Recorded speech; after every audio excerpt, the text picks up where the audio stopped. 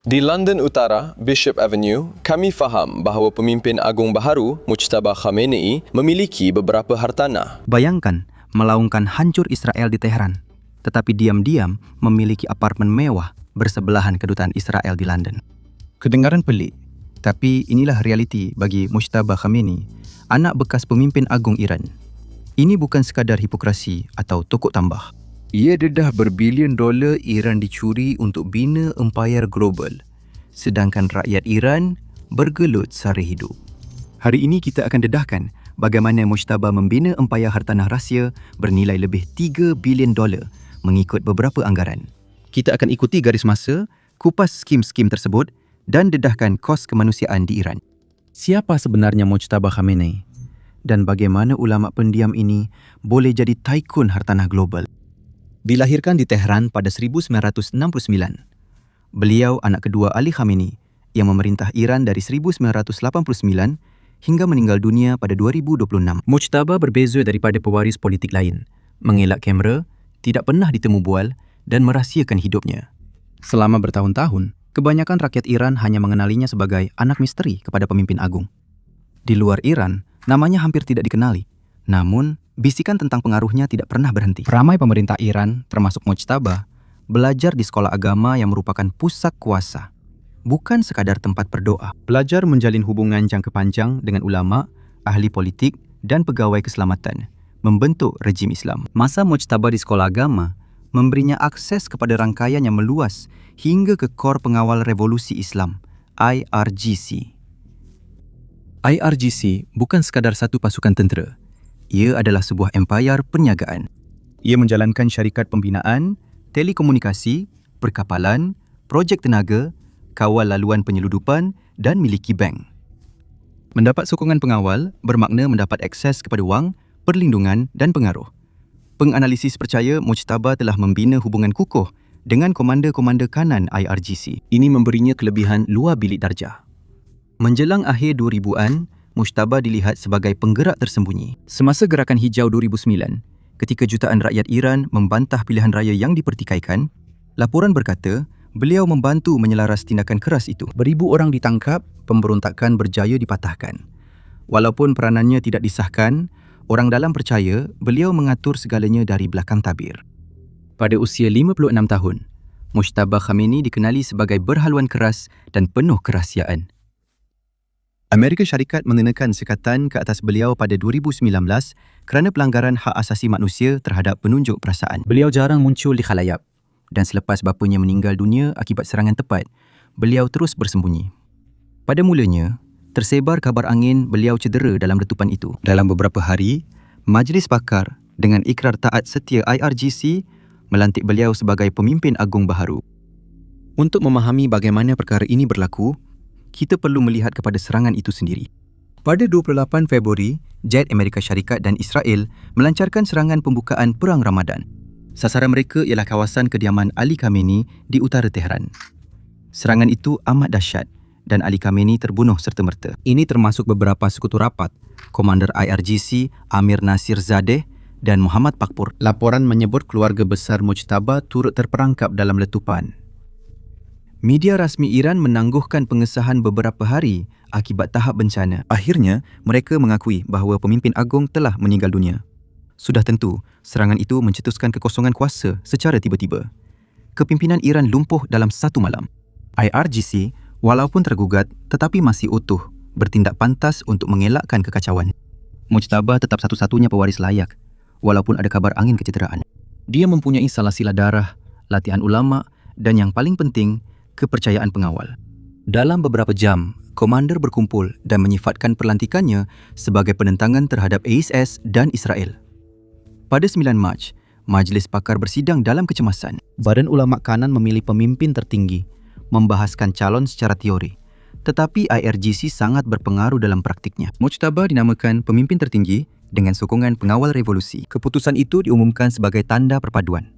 Namun, ramai rakyat Iran melihatnya sebagai penyerahan kuasa warisan dan bukti sistem menjadi dinasti keluarga. Persepsi ini memberi kesan politik besar. Republik Islam ditubuhkan selepas Revolusi 1979 dengan janji menolak pemerintahan beraja dan warisan. Kuasa sepatutnya berpunca dari autoriti agama dan legitimasi revolusi, bukan keturunan keluarga. Jika kepimpinan berpindah dari bapa ke anak, pengkritik kata ia mungkin nampak seperti sistem dinasti yang revolusi mahu ganti. Di Iran, perbandingan ini sangat sensitif. Ramai warga Iran yang lebih tua masih ingat kejatuhan Shah selepas bertahun-tahun kemarahan rakyat terhadap rasuah dan ketidaksamaan. Idea bahawa negara mungkin menuju dinasti keluarga baharu menjadi perdebatan sensitif dalam politik, terutama ketika krisis. Serangan udara berulang kali membedil Tehran, meninggalkan bandar itu dalam ketakutan dan kesan luka. Harga minyak naik 20% semalam, meningkatkan kos gas global dan menggoncang ekonomi di luar Iran. Rakyat biasa Iran berdepan dengan akaun bank dibekukan, rak kosong dan infrastruktur runtuh.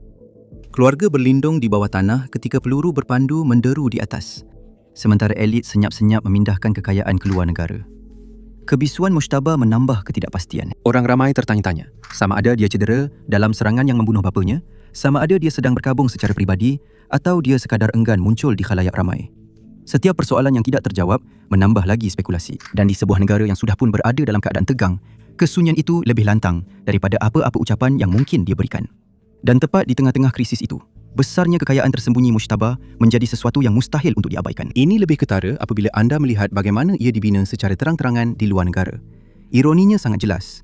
Seorang lelaki yang menyeru kepada pengorbanan dan penentangan di tanah air, tetapi hidup seperti raja di luar negara.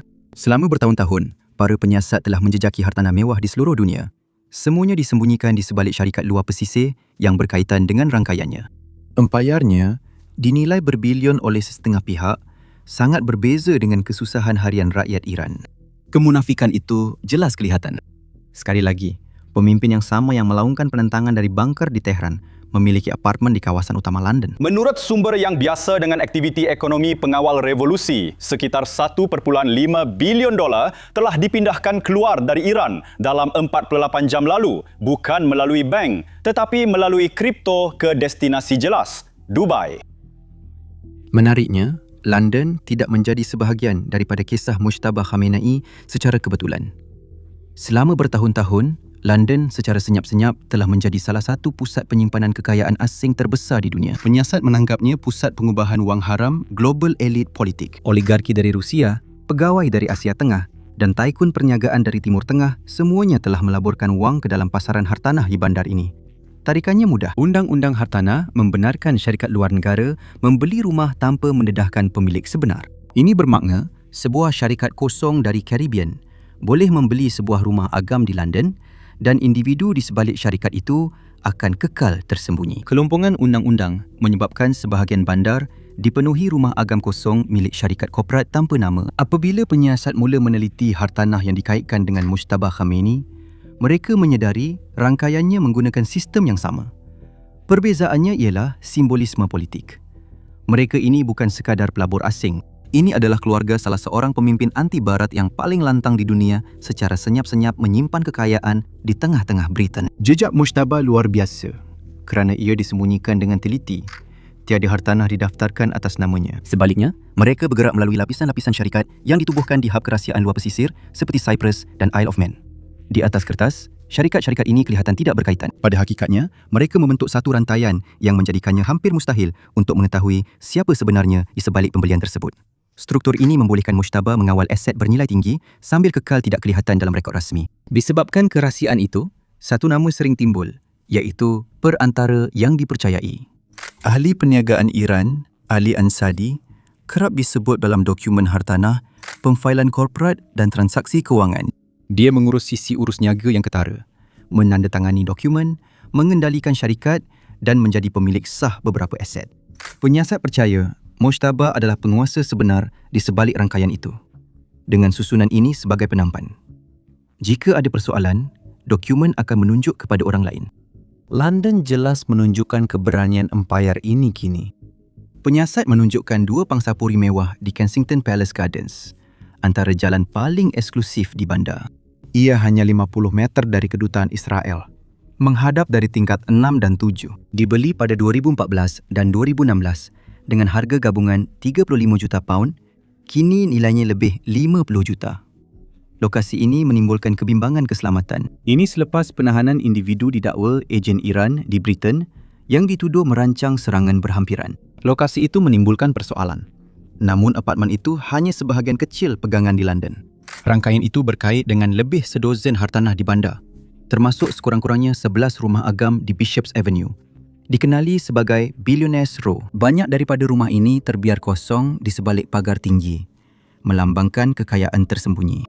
Anggaran pegangan di UK melebihi 100 juta pound dan beberapa penganalisis percaya nilainya mungkin hampir 200 juta apabila hartanah meningkat. Corak serupa berlaku di Eropah, termasuk Hilton, Frankfurt Gravenbrook, hotel 5 bintang berhampiran lapangan terbang serta resort mewah di Mallorca. Penyiasat mengesan kaitan dengan padang golf di pulau itu, resort ski di Austria dan pusat membeli belah di Jerman. Siasatan keuangan anggarkan rangkaian ini di Eropah bernilai sekitar 400 juta euro. Tambah aset di London, akaun bank tersembunyi dan aset di luar negara. Kebocoran terbaru menunjukkan empayar ini kini melebihi $3 bilion. Angka itu termasuk hartanah dan akaun bank Swiss dengan ratusan juta yang dipindahkan melalui Liechtenstein untuk disembunyikan. Di Madrid, rangkaian itu menambah apartmen mewah dan menara pejabat bernilai puluhan juta. Semua ini menyatu dalam pasaran Spanyol yang sedang berkembang pesat seperti pelabur lain. Namun, ia tidak terhenti di situ sahaja. Hubungan perbankan meluas ke Syria, Venezuela dan sebahagian Afrika. Dana disimpan secara rahsia di bank tempatan tanpa pengawasan. Perebutan tanah juga berlaku di Iran, di mana Mojtaba memiliki kawasan luas dekat Mashhad. Dia telah menukar padang awam menjadi estet peribadi sebesar kawasan kejiranan kecil, menyebabkan ibu kota barat tertekan. Pembuat dasar tertanya sama ada aset ini patut dibiarkan kerana mungkin ada kaitan dengan wang minyak yang disekat. Alasannya jelas. Jika penyiasat membongkar rangkaian pembelian ini dan kerajaan membekukan atau merampas pegangan mereka, menjadi jauh lebih sukar bagi elit untuk melarikan kekayaan keluar dari Iran dan menyimpannya di luar negara. Dalam kes Mojtaba, menyekat aset tersebut akan menyerang terus aliran tunai yang memastikan rejim itu bertahan. Dengar sini. Selepas dengar Mojtaba ada $3 bilion dalam hartanah rahsia, rakyat Iran biasa pula terpaksa meneka bila lampu akan menyala semula. Jelas sekali anda mahukan cerita yang benar-benar menembusi segala kekeliruan. Jadi, sila tekan butang suka dan tekan butang langgan supaya anda tidak terlepas video seterusnya. Kerana bayang-bayang geopolitik ini semakin gelap. Baiklah, kita sambung semula. Perbezaan antara kekayaan besar yang tidak dapat dijelaskan dan keadaan hidup rakyat yang diperintah olehnya amat besar.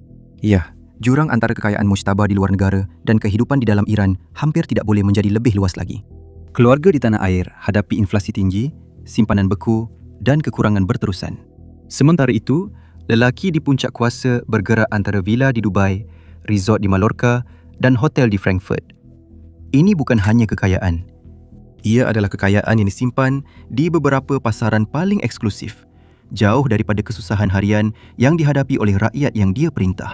Jurang seperti itu bukan sahaja ketara, malah ia juga berbahaya dari segi politik. Pegawai perisikan barat juga risau satu lagi risiko. Harta dimiliki melalui rangkaian rahsia kadang-kala digunakan untuk lebih daripada sekadar keuangan. Rumah mewah dan hotel boleh jadi ruang mesyuarat sulit, rumah perlindungan sementara serta hub logistik untuk rakan perniagaan dan sekutu politik keluar negara. Penyiasat tidak menuduh rangkaian Mojtaba Khamenei menggunakan harta begitu. Namun penganalisis keselamatan berkata struktur pemilikan tersembunyi amat menyukarkan pengawasan. Jika pihak berkuasa tidak tahu siapa pemilik bangunan, sukar untuk dipantau penggunaannya. Ini mendorong beberapa kerajaan mengetatkan peraturan pemilikan harta baru-baru ini. Perdebatan kini bukan sekadar rasuah atau kekayaan tersembunyi, tetapi juga melibatkan ketelusan dan keselamatan di bandar utama dunia. Menyasarkan hartanah-hartanah ini akan melakukan lebih daripada sekadar memalukan Mojtaba. Ia akan menyerang secara langsung saluran keuangan yang memastikan kelompok pemerintah terlindung daripada kekacauan yang dihadapi oleh rakyat Iran biasa. Banglo kosong di London dan villa di Dubai bukan hanya simbol kemunafikan, tetapi juga simpanan untuk rejim. Memutuskan aksesnya akan menyerang nadi kuasa rejim. Tekanan semakin memuncak kerana para pembuat dasar faham bahawa ini adalah salah satu instrumen yang benar-benar boleh memberi kesan. Sekatan ekspor minyak telah dipintas bertahun-tahun, tetapi hartanah di London, Frankfurt atau Dubai lebih sukar dilindungi. Membekukannya memaksa ketelusan. mendedahkan rangkaian tersembunyi dan memberi isyarat kekayaan rahsia tidak lagi boleh bersembunyi. Kini, dengan Mujtaba dilantik sebagai pemimpin tertinggi, pertaruhannya semakin tinggi. Kekayaannya bukan lagi sekadar skandal, tetapi senjata. Ia membiayai Pakatan Rusia, menyokong keselamatan Iran dan melindungi elit dari kekacauan yang dihadapi rakyat. Persoalannya bukan lagi sama ada Mujtaba memiliki hartanah ini. Persoalan utama ialah, adakah dunia akan bertindak melalui pembekuan aset, pendedahan rangkaian dan memutuskan saluran yang menyokong pemerintahan diktator? Ini membawa kita kepada persoalan utama. Dari mana datangnya wang untuk membeli hartanah utama dunia? Untuk menjawab soalan itu, kita perlu faham ekonomi Iran bukan sekadar di atas kertas, tetapi secara praktikal. Iran mempunyai salah satu rizab minyak terbesar dunia. Selama berdekad-dekad, penjualan minyak jadi sumber utama pendapatan kerajaan, menjana puluhan bilion dolar pada tahun-tahun kukuh. Kebanyakan negara guna bajet negara untuk urus wang, parlimen dan juru audit awam boleh jejak perbelanjaan. Di Iran, sistemnya sangat berbeza. Hasil minyak seringkali melalui rangkaian institusi berkuasa yang beroperasi dengan pengawasan awam yang terhad. Salah satu pemain paling berkuasa dalam sistem itu ialah IRGC. Pada mulanya, sebuah pasukan tentera selepas Revolusi 1979. Ia telah berkembang jauh melebihi bidang pertahanan. Hari ini, pengawal revolusi terlibat dalam sektor ekonomi utama. Syarikat berkaitannya mengurus projek pembinaan, tenaga, telekomunikasi, perkapalan dan kontrak infrastruktur utama. Apabila projek nasional diberi kepada firma berkaitan pengawal revolusi, wang negara dan pengayaan peribadi sukar dibezakan. Satu lagi institusi yang berada lebih dekat dengan pusat kuasa dikenali sebagai SATAT. Pada asalnya ditubuhkan untuk menguruskan harta yang ditinggalkan selepas revolusi, ia berkembang menjadi rangkaian keuangan yang besar. SATAT kini memegang kepentingan dalam bank, syarikat farmasutikal, firma telekomunikasi dan portfolio hartanah yang besar. SATAT tidak seperti Kementerian Kerajaan kerana ia melapor terus kepada pemimpin tertinggi, bukan parlimen. Struktur ini membolehkan sejumlah besar kekayaan bergerak melalui sistem dengan pengawasan luar yang minimum. Ekonomi Iran telah berada di bawah sekatan antarabangsa yang berat selama bertahun-tahun. Sekatan ini kebanyakannya menyasar sektor perbankan dan ekspor minyak. Namun, sekatan jarang menghentikan perdagangan sepenuhnya. Sebaliknya, mendorongnya beroperasi secara sulit. Lama-kelamaan, Iran membina sistem pengelakkan sekatan paling canggih di dunia. Namun kaedahnya boleh jadi sangat mudah. Kapal tangki minyak kadang-kadang mematikan sistem penjejakan mereka semasa berlayar melalui laluan perkapalan yang sibuk. Minyak mentah mungkin dipindahkan dari satu kapal ke kapal lain di laut, menjadikan asal-usulnya lebih sukar untuk dikesan. Syarikat dana sering muncul di negara jauh, kerap tukar nama atau pemilikan. Jejak dokumentasi sengaja dikelirukan, menyukarkan pihak berkuasa jejak aliran wang. Rangkaian berkaitan pengawal revolusi memainkan peranan utama dalam mengurus operasi ini. Tujuannya jelas, memastikan aliran wang minyak kekal walaupun ekspor rasmi terhad. Sebaik sahaja dana ini sampai ke bank-bank antarabangsa melalui saluran tidak langsung, ia boleh bergerak ke hampir mana-mana sahaja. Hartanah menjadi salah satu tempat paling selamat untuk menyimpannya. Apartmen mewah atau villa boleh menukar hasil minyak secara senyap menjadi aset jangka panjang yang dilindungi undang-undang asing. Ahli ekonomi di Iran menganggarkan puluhan bilion dolar keluar setiap tahun melalui pelbagai saluran keuangan. Sebahagian dana menyokong perdagangan atau kumpulan sekutu di rantau ini. Namun sebahagian besar pergi ke pasaran hartanah global. Syarikat luar pesisir dan bidang kuasa kerahsiaan menjadikan pemilikan amat sukar dikesan. Penyiasat membandingkan rekod tanah, pemfailan korporat dan data kewangan, lalu menyedari sesuatu luar biasa. Struktur hartanah Mujtaba Khamenei serupa, jadi sumber wang sangat penting. Kekayaan rangkaian hartanah global Mujtaba bermula dari industri minyak Iran dan bergerak melalui institusi berkuasa serta laluan keuangan bayangan. Kini, ia menjadi aset mewah di bandar termahal dunia. Empayar Mujtaba Khamenei lebih daripada sekadar bangunan. Ia menunjukkan sistem di mana sumber negara diam-diam jadi kekayaan peribadi. Hasil minyak negara dilabur di hartanah luar, sedangkan ekonomi tempatan tertekan. Perbezaan ini terus menarik perhatian. Kontras ini juga mencetuskan kemarahan di jalanan pada 2022 selepas kematian Mahsa Amini. Penahanan beliau oleh polis moral Iran mencetuskan protes seluruh negara yang berkembang melebihi insiden asal. Orang ramai turun ke jalan menuntut keadilan serta meluahkan rasa tidak puas hati terhadap rasuah, ketidaksamaan dan kesusahan ekonomi. Bagi keluarga yang sudah bergelut mencukupi keperluan, mendengar tentang apartmen mewah di London hanya menambah rasa tidak adil.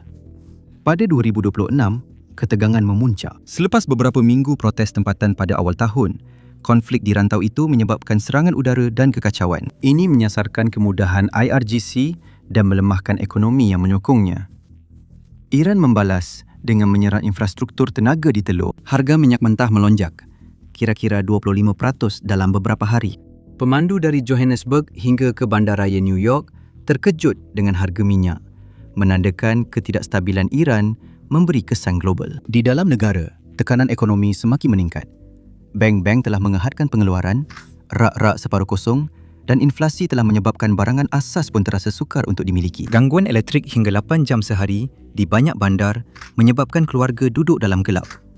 Kanak-kanak menyiapkan kerja rumah dengan lilin atau skrin telefon hampir habis bateri. Apabila lampu akhirnya menyala semula, ibu bapa tertanya-tanya berapa lama mereka mampu terus membayar bil yang semakin meningkat. Membeli bela barangan runcit kini menjadi satu pengiraan yang teliti. Barisan untuk mendapatkan roti semakin panjang. Keluarga mengurangkan hidangan untuk menjimatkan belanja dan demonstrasi kembali ke jalanan. Kali ini, laungan menggabungkan ingatan terhadap masa Amini dengan kemarahan terhadap apa yang digambarkan oleh para penunjuk perasaan sebagai golongan elit berkuasa yang memindahkan kekayaan keluar dari negara. Sejak Mujtaba Khamenei mengambil alih peranan sebagai pemimpin tertinggi, jurang itu menjadi semakin ketara. IRGC secara terbuka telah menegaskan semula kesetiaannya kepada kepimpinan baharu itu. Aktivis dan ahli diaspora Iran menyeru tindakan lebih tegas terhadap rangkaian keuangan berkaitan pemerintah. Perhatian kini semakin tertumpu kepada orang tengah seperti ahli perniagaan Ali Ansari yang membantu mengurus syarikat dan urusan hartanah yang berkaitan dengan rangkaian lebih luas Mujtaba. Perdebatan kini fokus kepada langkah realistik kerajaan. Ada yang mahu sekatan lebih ketat di pasaran hartanah antarabangsa. Syarikat-syarikat Shell yang beroperasi melalui syurga cukai memerlukan pengawasan yang lebih ketat dan peraturan pemilikan mesti menjadi jauh lebih telus. Pengkritik memberi amaran bahawa tanpa langkah ini, orang dalam yang berkuasa akan terus memindahkan kekayaan ke luar negara manakala rakyat biasa menanggung beban ekonomi. Penemuan hartanah ini dianggap rakyat Iran sebagai pengkhianatan, manakala bagi pengawas selia keuangan, ia mengingatkan betapa mudah wang bergerak tanpa banyak pengawasan dalam sistem global. Bagi seluruh dunia, ia memberi gambaran bagaimana kuasa, kekayaan dan politik melintasi sempadan secara senyap, meninggalkan rumah agam kosong di luar negara, sementara keluarga di tanah air kelaparan saban minggu.